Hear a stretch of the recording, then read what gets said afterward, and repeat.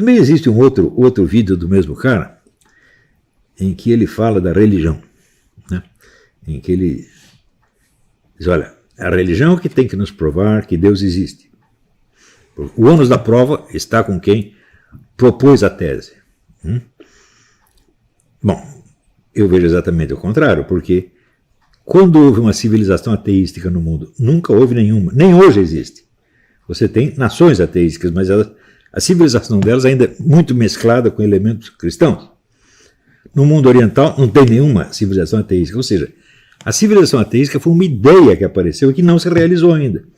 É esta ideia que tem que se justificar. A outra crença, se é comum a toda a humanidade, ela não tem que se justificar nada. Quem tem que justificar? O ônus da prova cabe ao acusador.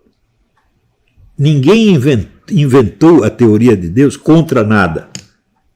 Não é que assim, todo mundo era ateu e apareceu um cara com a ideia de Deus.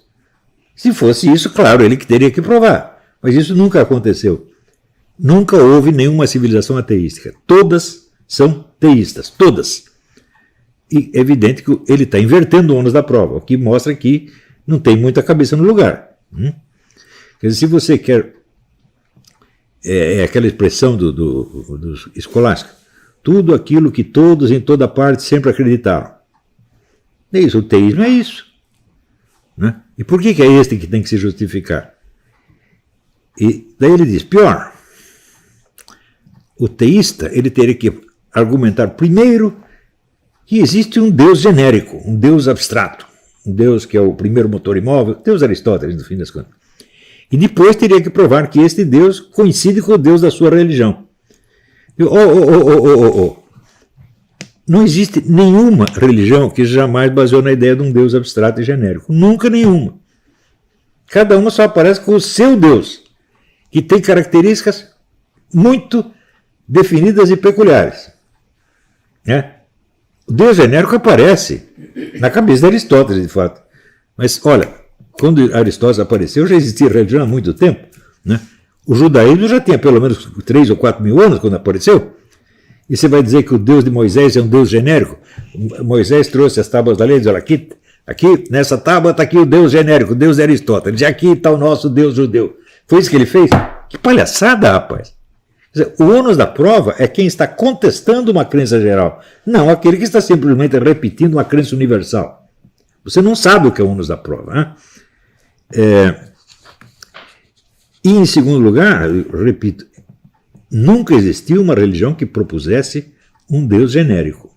Isso nunca existiu. É você que está, vamos dizer, tomando o Deus de Aristóteles como se ele fosse anterior ao Deus cristão, judaico, hinduísta, etc, etc. Isso é uma besteira fora do comum, que prova que você jamais estudou nada de religião. Você não sabe nada de religião. Né? E está fingindo que sabe. Terceira coisa que me deu no saco é o seguinte. Ele reconhece que é impossível provar a inexistência de Deus. E de fato é. Mas daí ele diz, é impossível provar a inexistência de qualquer coisa. Por exemplo, não podemos provar a inexistência do coelhinho da Páscoa.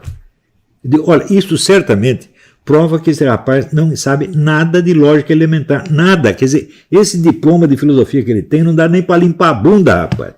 Porque isso é uma questão de lógica elementar. Veja, o coelhinho da Páscoa, ele é impossível. Por quê? Uma das qualidades que se atribuem a ele é incompatível com a sua definição. Quando uma propriedade desmente a definição, você tem um caso de impossibilidade absoluta. Qual é essa propriedade no coelhinho da Páscoa? O coelhinho sabe o endereço de todas as crianças do mundo. Isso é incompatível com a definição dele como coelho. Não tem como você fazer caber isto na definição do coelho. Portanto, o coelho é impossível. Aquilo que é impossível, você não tem que provar a inexistência, porque ela já está provada. Ela já está provada por hipótese.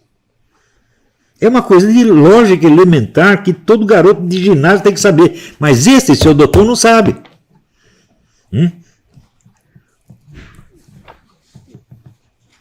E segundo, ele diz que inventaram de provar a existência de Deus pela razão para salvar a religião. Então, a religião estava em perigo e decidiram, então, criar argumentos racionais, né, para defender a hipótese do Deus genérico. Eu digo, peraí. Isso começa no catolicismo no século XIII. Né?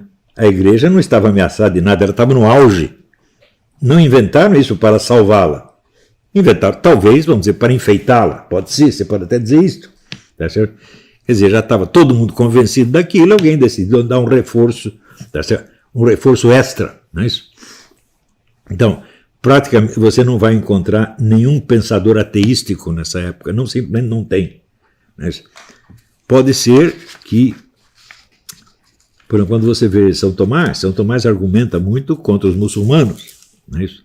Usando inclusive elementos da própria doutrina islâmica, não é isso? Mas ele não está tentando salvar uma igreja ameaçada pelo ateísmo. Uma onda de ateísmo genérico só vai aparecer no século XVIII, e mesmo assim muito limitado, né? Agora, mais adiante, o sujeito diz, olha aqui, agora eu vou explicar para vocês o sentido que Marx deu à expressão a religião é o ópio do povo. Ele vai lá explicar o marxismo. Em primeiro lugar, se você quer explicar a origem de uma expressão, você tem que saber a origem dela. Né? Essa expressão não é de Karl Marx, essa expressão é do poeta Heinrich Heine, que Marx copiou. Muitas das expressões mais famosas de Marx são copiadas. Ele fazia isso à torta e à direita. Não nego que ele tivesse algum talento aforístico, fazer frases, sobretudo frases insultuosas. Eu estava vendo agora mesmo, né, numa gravação do filósofo espanhol Antonio Escotado, e ele conta que na correspondência total de Karl Marx com centenas de amigos, eles, entre todos, mais de uma centena de amigos com os quais Marx se corresponde, só 2 ele não insulta. Isso os amigos, você imagina os inimigos. Né? Quer dizer, Karl Marx era evidentemente um sujeito odiento. A coisa que ele, no começo da vida, os poemas que mais o inspiravam eram os poemas que falavam do fim do mundo. O verso preferido dele era do Mefistófeles do Goethe, tudo o que existe merece perecer. Ele tem um culto do fim do mundo. E as amizades dele também eram baseadas na ideia do fim. E Karl Marx era, obviamente, um sujeito louco. Ele não era bom da cabeça. Né? Então, o fato de o sujeito viver a vida toda de dinheiro emprestado dos amigos, emprestado não, dado dos amigos, né? E nunca agradecer, jamais agradecer nem o pai, nem a mãe. Ao contrário, né? Ele odiava a mãe. Né? E o pai ele não foi nem no enterro. Né? Ele não estava tão longe assim para não ir no enterro. Né?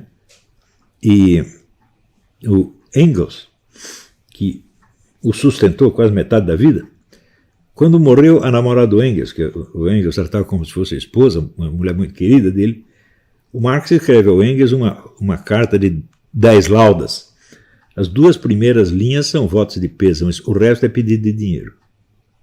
Você vê a sensibilidade humana que esse sujeito tinha.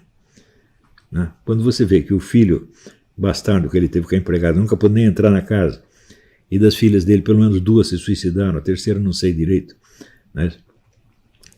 O cara impôs essa vida medonha, ele com um diploma, ele assinava Dr. Karl Marx, né? Com um diploma de doutor. Como podia passar apertado na Alemanha ou na Inglaterra? Não podia, só passar porque não queria trabalhar. Ele impôs isso à sua família. Agora, você vai dizer que ele tinha assim, amor ao proletariado? Uma classe que ele nunca tinha visto? E que a primeira que ele viu, ele comeu? Né?